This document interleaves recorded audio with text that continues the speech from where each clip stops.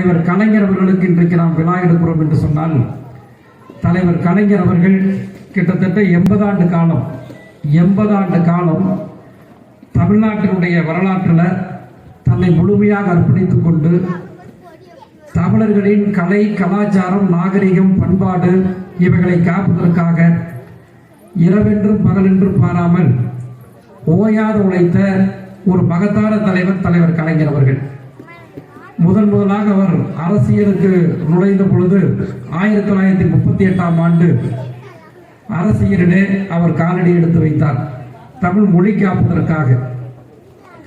1938ஆம் ஆண்டு கட்டாயமாக தமிழகத்தில் இந்தி மொழி திணிக்கப்பட்ட நேரத்தில் கொஞ்சம் மொழி தமிழ் இருக்க நஞ்சு மொழி இந்தி நமக்கெதற்கு என்று எண்ணி ஓடி வந்த இந்தி பெண்ணே கேள், நீ நாடி வந்த நாடு ஈதல்லவே என்று கயல்வில் புடிக்கொடி ஏந்தி தலைவர் கலைஞர் அவர்கள் திருவாரூர்ல வந்து அரசியல் களத்தில் அவர் புகுந்த பொழுது அவருக்கு வயது 14 வயசுல அவர் அரசியலுக்கு வந்தார். 14 வயதில் இருந்து 60 ஆண்டு காலம் தமிழ்நாட்டினுடைய சட்டப்பேரவை உறுப்பினராக பணியாற்றி இருக்கிறார். 60 வருஷம் சாதாரணமான விஷயம் அல்ல.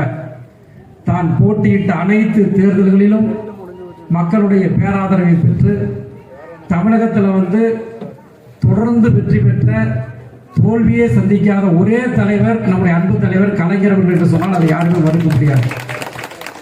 அவர் முதலமைச்சராக வராமல் இருந்திருக்கலாம், ஆனால் அவர் போட்டியிட்ட தேர்தலில் சட்டப்பேரவை உறுப்பினராக தொடர்ந்து தலைவர் கலைஞர் அவர்கள் வெற்றி பெற்றிருக்கிறார். தமிழ்நாட்டினுடைய சட்டமன்ற வரலாற்றில் 60 ஆண்டு காலம் தமிழ்நாட்டினுடைய சட்டப்பேரவை உறுப்பினராக இருந்த ஒரே தலைவர் கலைஞர் அவர்கள் தான். அதே மாதிரி தமிழ்நாட்டில் அதிக ஆண்டுகள் முதலமைச்சராக இருந்தவர், 19 வருஷம் தமிழ்நாட்டினுடைய முதலமைச்சராக தலைவர் கலைஞர் செயல்பட்டு இருக்கிறார். 5 முறை தமிழ்நாட்டின் முதலமைச்சராக பொதுமக்களால் தேர்வு செய்யப்பட்டிருக்கிறார். அவர் தமிழுக்கு ஆற்றி இருக்கக்கூடிய பணிகள் சாதாரணமான பணிகள் அல்ல. பொதுப்பணித்துறை அமைச்சராக பணியாற்றி இருக்கிறார், எதிர்க்கட்சி தலைவராக பணியாற்றி இருக்கிறார்.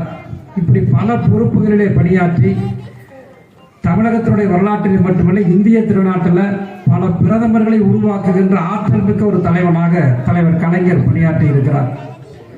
பல ஜனாதிபதிகளை உருவாக்கிய தலைவராக இருந்திருக்கிறார். நம்முடைய தமிழகத்தினுடைய வரலாற்றில் மிகப்பெரிய சாதனைகளை சுருக்கமாக சொல்ல போனால், நான் அதிகமாக பேச விரும்பல, எதிரில் வந்து நிறைய தாய்மார்கள் தான் அமர்ந்திருக்கின்றீர்கள். ஒரு 30 வருஷத்துக்கு முன்னாடி பார்த்தீங்கன்னா பெண்களுக்கு வந்து சொத்துல சமூகமே கிடையாது.